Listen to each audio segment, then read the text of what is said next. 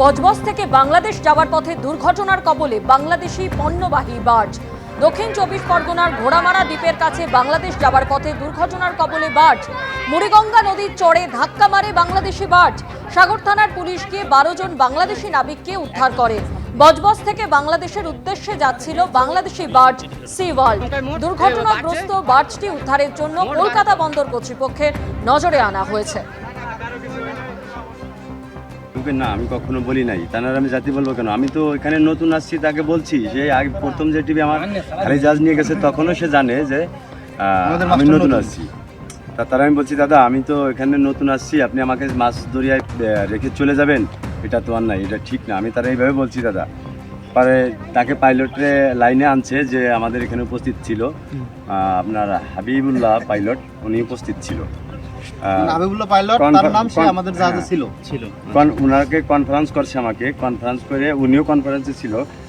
মোটামুটি তানারা বলার পরে উনি আমার বলতেছে কি যে দাদা ঠিক আছে তাহলে পাইলটে চলেই যাবে। আমি চলে যাবে তাহলে আমার অন্য একটা পাইলট দেন, আমার একটা পাইলট দেন। আপনার ওই পাইলট যদি চলে যায় যাক, কিন্তু আমার একটা পাইলট দেন, আমি এভাবে এখান থেকে কীভাবে যাবো?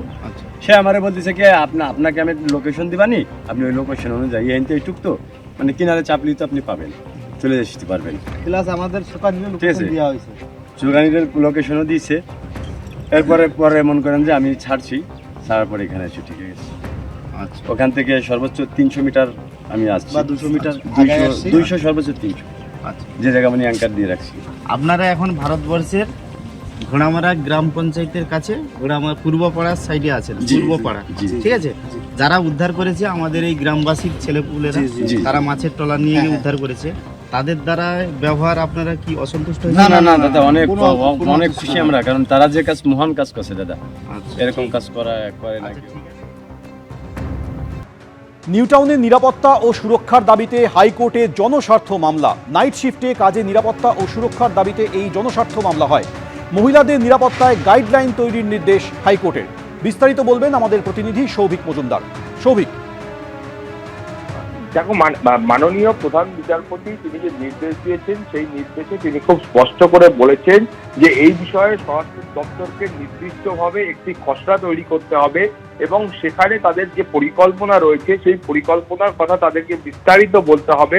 অর্থাৎ সেখানে যারা রাত্রে কাজ করেন তাদের যে নিরাপত্তার বিষয়টা রয়েছে সেই নিরাপত্তার জন্য এ রাজ্যের যারা প্রশাসনিক যারা আধিকারিক রয়েছেন তারা কি কি ভাবছেন বা কি কি করা সম্ভব সেই বিষয়টা সেখানে স্পষ্ট করতে হবে। এবং এছাড়াও বলা হয়েছে যে হিমাচল প্রদেশ, তেলেঙ্গানা, কর্ণাটক এই সমস্ত জায়গায় যে একাধিক প্রকল্প রয়েছে সেই প্রকল্পগুলিকে যে প্রকল্পগুলির কাছে যে নিরাপত্তার বিষয়টা আছে সেই নিরাপত্তার বিষয়টা দেখতে হবে এবং সেই প্রকল্পগুলোকে বাস্তবায়নের জন্য সেটাকে চেষ্টা করতে হবে। এবং এছাড়াও তোমাকে বলবো যে আজকে পুলিশের তরফ থেকে যে রিপোর্ট জমা দেওয়া হয় সেই রিপোর্টে উল্লেখ করা হয়েছে যে নিউটাউন এবং ওই এলাকার নিরাপত্তার জন্য ইতিমধ্যেই সরকারের তরফ থেকে একাধিক প্রকল্প সেখানে গ্রহণ করা হয়েছে, একাধিক পদক্ষেপ সেখানে গ্রহণ করা হয়েছে।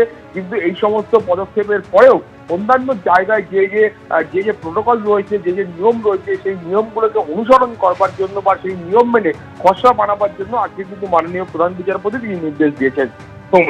ধন্যবাদ সৌভিক।